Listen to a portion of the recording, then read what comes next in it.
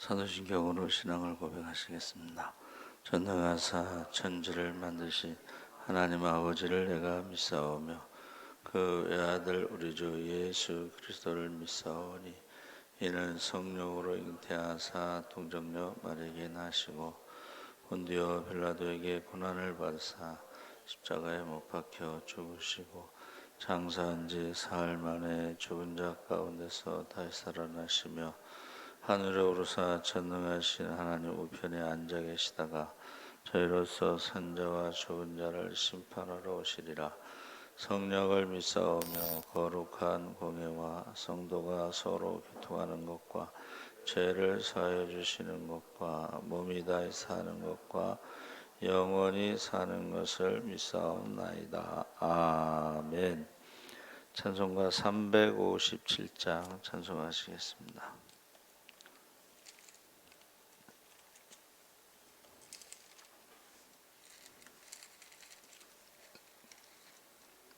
찬송가 357장 찬송하시겠습니다. 주 믿는 사람 일어나 다 힘을 합하여 이 세상 모든 마귀를 다쳐서 멸하세. 저 앞에 오는 적군을 다 싸워 이겨라. 주 예수 믿는 힘으로 온 세상 이기네. 믿음이 이기네. 믿음이 이기네. 주 예수를 믿음이 온 세상 이기네. 온 인류 마귀 괴율로 큰 죄에 빠지니 진리로 띠를 띠고서 늘 기도드리세. 참 믿고 의지하면서 겁없이 나갈 때 주 예수 믿는 힘으로 온 세상 이기네. 믿음이 이기네. 믿음이 이기네. 주 예수를 믿음이 온 세상 이기네. 끝까지 이긴 자에게 흰 옷을 입히고 또 영생 복을 주시니 참 기쁜 일일세. 이 어두운 세상 지나서 저 천성 가도록 주 예수 믿는 힘으로 온 세상 이기네. 믿음이 이기네. 믿음이 이기네. 주 예수를 믿음이 온 세상 이기네. 아멘. 하나님 말씀은 잠언 24장 15절에서 22절까지 말씀을 보겠습니다. 구약성경 938쪽에 있습니다.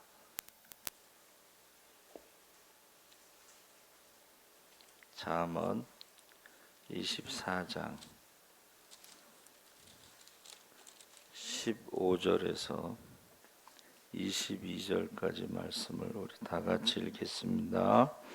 악한 자여 의인의 집을 엿보지 말며 그가 쉬는 초소를 헐지 말지니라. 대저 의인은 7번 넘어질지라도 다시 일어나려니와 악인은 재앙으로 말미암아 엎드려지느니라. 내 원수가 넘어질 때와 즐거워하지 말며 그가 엎드려질 때에 마음에 기뻐하지 말라. 여호와께서 이것을 보시고 기뻐하지 아니하사 그의 진노를 그에게서 옮기실까 두려우니라. 너는 행악자들로 말미암아 분을 품지 말며 악인의 형통함을 부러워하지 말라. 대저 행악자는 장래가 없겠고 악인의 등불은 꺼지리라. 내 아들아 여호와 왕을 경외하고 반역자와 더불어 사귀지 말라. 대저 그들의 재앙은 속히 임하리니 그들의 멸망을 누가 알랴. 아멘. 할렐루야. 네, 좋은 아침입니다. 잘 오셨습니다. 감사합니다. 오늘 말씀의 제목이 의인과 악인입니다. 대저 의인은 7번 넘어질지라도 다시 일어나려니와 악인은 재앙으로 인하여 엎드려진다 그랬습니다. 그래서 우리 인생이 살아가면서 산 넘어 산, 강 건너 강이라는 말이 있습니다. 그래서 자주 넘어지는데 이 넘어진다는 것은 다시 일어날 수 없는 넘어짐도 있고 일어날 수 있는 넘어짐도 있는데 의인의 넘어짐에 대하여 지금 우리에게 말씀하신 것이 7번 넘어질지라도 다시 일어난다. 그래서 이런 것을 이제 한문으로 7.8기 우리 홍수환 선수는 4번 다운됐다가 다시 일어나서 이겼죠. 그래서 챔피언 먹었다 그랬는데 그래서 4전 5기 이런 말이 있습니다. 그래서 이 넘어진다는 말은 실패하고 시험에 들고 그래서 큰 시련이 와서 위기에 처한 상태를 의미하는데 시편 34편 19절에 의인은 고난이 많으나 여호와께서 그 모든 고난에서 건지시는도다.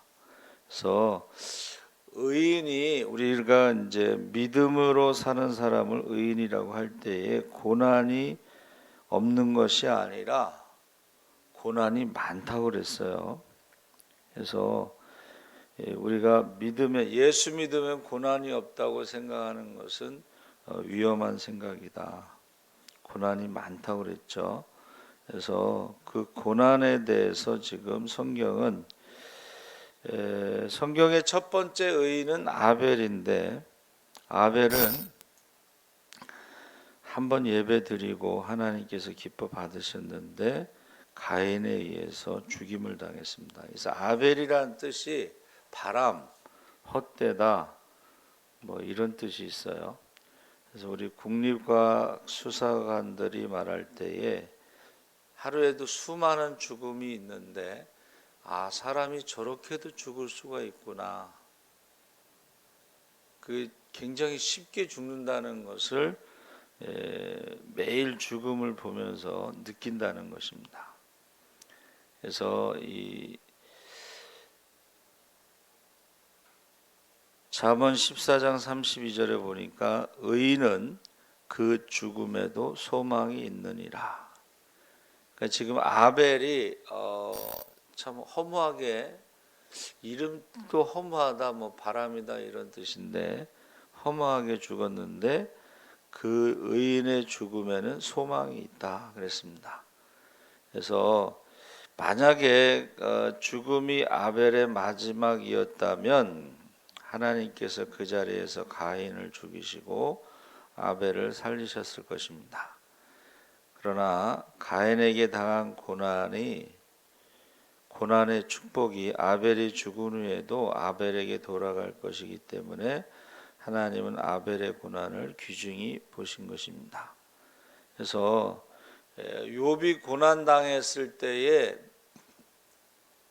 다른 것은 다 2배의 축복을 주셨는데 자녀들은 10명만 주셨죠. 그러니까 10명이 죽었지만 2배로 20명을 주신 게 아니고 10명은 하나님 나라에 있다. 이렇게 보면서 다른 것은 2배로 주셨지만 자녀는 10명만 주셨습니다. 그 다음에 아벨 다음으로 우리가 고난을 많이 당한 사람이 다윗인데, 제가 말씀드렸죠. 다윗이 고난을 많이 당한 사람이고 많이 기도한 사람이고 많이 응답받은 사람이고, 할렐루야. 그래서 18편에 사망의 줄이 나를 얽고 불의의 창수가 나를 두렵게 하였고 음부의 줄이 나를 두르고 사망의 올무가 내게 이르렀도다. 그래서 사망이라는 말이 음부까지 포함하면 3번 나오죠. 환난에서 여호와께 아뢰며 나의 하나님께 부르짖었더니 저가 그 전에서 내 소리를 들으시며 그 앞에서 나의 부르짖음이 그 귀에 들렸도다. 그러니까 지금 다윗이 죽음의 고비를 많이 넘기면서 하나님 앞에 기도했는데 그 기도가 응답받았다는 거예요. 하나님 귀에 들렸다는 것입니다. 그래서 사랑하는 자에게 잠을 주신다는 것은 잠자는 동안에도 지켜주셨다. 할렐루야. 사람이 불안하면 잠을 못 자잖아요. 잠을 못 자면 병이 생기겠죠. 근데 다윗이 기도하고 잠자는 동안에도 하나님 지켜주신다는 그런 것을 체험한 거죠. 그리고 또 그에게 있어서 가장 힘들었던 것은 이제 압살롬의 반란으로 도망가는 거였죠. 그 아들을 죽일 수도 없고 싸울 수도 없고 도망가는 그 상황에서 막 사람들이 막 저주하죠. 사울 왕을 왕권을 빼앗아서 저렇게 벌을 받는다 막 저주하는데, 그게 아니고 이제 다윗은 우리아의 아내를 범하고 우리아를 죽인 것에 대한 하나님의 징계다 이렇게 인정하죠. 야곱이나 요셉의 생애도 결코 평탄치 않았는데 가도 환난의 연속이고 고난의 길이었습니다. 근데 마지막에 그 고난의 그 훈련이 끝난 마지막에 계급장을 다는 것처럼 그들의 인생이 하나님의 축복으로 결론이 나죠. 그래서 여러분 그 훈련 받을 때에 보통 이제 4주 훈련 받으면 짝대기 하나라고 해서 이병 계급장 주죠. 한 6개월 훈련 받으면 갈매기 하나 하사 주죠. 근데 4년 육군사관학교에서 훈련 받으면 밥풀떼기 하나 준다 뭐 그래요. 근데 군목들, 군인 목사님들은 똑같이 훈련을 받아도 밥풀떼기 2개를 줍니다. 그러니까 이제 신앙적인 어떤 영적인 권위를 인정하는 것이고, 이 군목들이요 지금은 굉장히 뭐 연봉이 높아요. 예배 지금 안 드리거든요. 그래도 연봉이 높습니다. 근데 이제 군목 중에 대통령 이승만 대통령이 장로님이신데 예배 드리는데 거기다 대고 회개하시오 그랬대잖아요. 밥풀떼기 2개가 대통령 보고 회개하시오. 그게 영적인 권위를 인정해 주는 거예요. 근데 지금은 영적인 권위가 없습니다. 동성애 뭐 설교하면 이제 감옥에 보내겠다. 뭐 그런 시대에 지금 살고 있고, 예배를 못 드리게 하는 시대, 숫자 제한, 시간 제한, 거리 제한, 교회만 그렇게 하고 나머지는 숫자 제한도 없고 거리 제한도 없고 시간 제한도 없습니다. 음식을 먹는 것도 마찬가지입니다. 그래서 의인에겐 왜 고난이 있는 것일까? 악인의 고난이나 환난을 당하는 것은 당연시하지만 의인에게 왜 고난이 오는 것일까? 두 가지 의미로 고난을 해석하는데, 악인에게 오는 고난은 멸망이고 하나님의 심판이다. 이것을 다른 말로 재앙이라고 하고, 의인이 받는 고난은 유익을 준다. 그래서 욥의 고난은 단련하신 후에 내가 정금같이 나오리라 했을 때에 그 같은 고난이지만 결과가 다르다는 것, 의인과 악인의 그 결과가 다르다 하는 것을 알 수가 있습니다. 사도행전 14장 22절에 우리가 하나님 나라에 들어가려면 많은 환난을 겪어야 할 것이다. 그래서 많은 핍박이 있었죠. 가까이는 이제 유대인들에게 핍박을 당하고 바깥으로는 황제 숭배에 의한 핍박을 당했습니다. 그래서 많은 환난을 겪어야 할 것이다.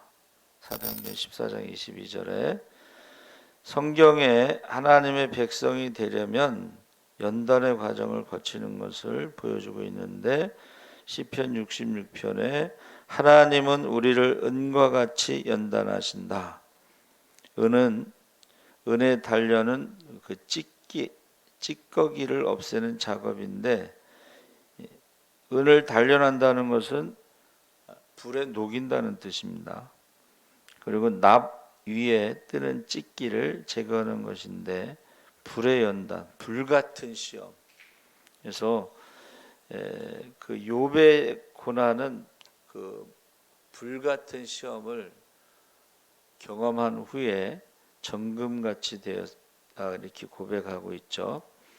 이사야 48장 10절에 보라, 내가 너를 연단하였으나 은처럼 하지 아니하고 너를 고난의 풀무에서 택했노라. 그래서 이 고난의 풀무불이라는 것이 이제 도자기를 구울 때 불가마에서 굽죠. 그 불가마에서 구운 도자기가요, 우주선의 그 앞부분, 그 도자기가 불에 구웠기 때문에 우주선이 이제 지구로 돌아오거나 이럴 때 마찰력에 의해서 굉장히 뜨거워지는데, 그 뜨거운 것을 견딜 수 있는 게 바로 도자기입니다. 그게 앞에서 이렇게 막아주는 거죠. 그러니까 그 불이 얼마나 뜨거우냐면 쇠도 녹일 수가 있어요. 그런데 도자기가 그 불을 막아준다는 것이죠. 그래서 성도들에게 가장 귀하고 값지게 여기는 것은 이 고난에 동참하는 자를 귀하게 여긴다. 그래서 빌립보서 1장 29절에 그리스도를 위하여 너희에게 은혜를 주신 것은 다만 그를 믿을 뿐 아니라 또한 그를 위하여 고난도 함께 받게 하심이라. 그래서 이 고난을 참고 견디면 말할 수 없는 축복이 하늘에도 쌓이고 땅 위에도 준비된다고 말했습니다. 그래서 이 베드로전서 1장 6절 7절에 믿음의 시련으로 오는 시험이나 고난은 금보다 더욱 귀하다. 예수 그리스도가 나타나실 때, 재림하실 때의 칭찬과 영광과 존귀를 얻게 하려 하시려는 하나님의 뜻이다 그랬습니다. 그래서 바울이 뭐라고 그랬냐면, 우리가 다만 이 생만을 목적으로 살아간다면 세상에서 가장 불쌍한 자다. 그래서 현재의 고난은 장차 받을 영광과 좋게 비교할 수 없다 그랬습니다. 그래서 고난이 있더라도 의인은 하나님께서 다시 일으키신다. 그래서 다윗도 그렇고 다니엘의 세 친구도 그렇고 시편 34편 19절에 의인은 고난이 많으나 여호와께서 모든 고난에서 건지신다 그랬습니다. 그러니까 고난이 없는 인생은 없는데 믿음으로 살아가는 사람들이 받는 고난은 하나님이 건지신다. 그래서 바울이 살 소망이 끊어지고 마음의 사형 선고를 받았을 때에 사람을 의지하지 않고 하나님만 의지하게 하셨다. 근데 그것이 한두 번이 아니라는 거예요. 근데 이제 바울이 생각을 해본 거예요. 그 고난의 위기 가운데 어떻게 그렇게 구원받았을까? 자기를 위해서 기도하는 성도들이 있기 때문이다. 이렇게 결론을 내렸어요. 중보기도 때문이다. 그래서 중보기도가 굉장히 중요한 것입니다. 특히 우리 선교사들이 하루에 30명씩 순교한다고 그래요. 우리가 중보기도가 얼마나 중요한지 모릅니다. 그래서 하나님은 내가 너와 함께 있어 내가 어디로 가든지 너를 떠나지 아니하고 내 뜻을 내게 이루기까지 함께 할 것이다. 하나님은 아프게 하시다가 싸매시며 상하게 하시다가 손으로 고치신다. 그렇게 말씀하셨습니다. 그래서 이사야 40장 10절에 상급이 그에게 있고 보응이 그 앞에 있다. 예레미야 17장 10절에 하나님은 그 행위와 그 행실대로 보응하신다 그랬습니다. 그래서 성경은 의인과 악인을 구별하는데 똑같은 고난인 것 같은데 의인의 고난은 상급이 있다 그랬죠. 심판이 저를 믿는 자는 심판을 받지 않는다. 그래서 의인이 고난으로 넘어지다 이 나팔이라고 하는 히브리어는 바로 욥의 고난과 같다 그랬습니다. 악인의 재앙은 엎드려진다 그랬죠. 넘어지는 것하고 엎드려지는 것의 차이는 히브리어로 카살이라고 그랬는데 이것은 하나님의 심판으로 그가 재앙으로 이제 죽는다 뭐 이런 뜻인데 그 열왕기상 19장의 15절에서 21절에 보면 그 엘리야의 마지막 사명 세 가지가 나오죠. 여호와께서 그에게 이르시되 광야를 통하여 다메섹에 가서 하사엘에게 기름을 부어 아람의 왕이 되게 하고 또 nim시의 아들 예후에게 기름 부어 이스라엘 북왕국 이스라엘 왕이 되게 하고 사밧의 아들 엘사에게 기름을 부어 너를 대신하여 선지자가 되게 하라. 그 다음에 17절에 하사엘의 칼을 피하는 자를 예후가 죽일 것이고 예후의 칼을 피하는 자를 엘리사가 죽이리라. 그래서 이 재앙이라고 하는 이 카샬은 계속 재앙이 계속된다는 거예요. 죽을 때까지.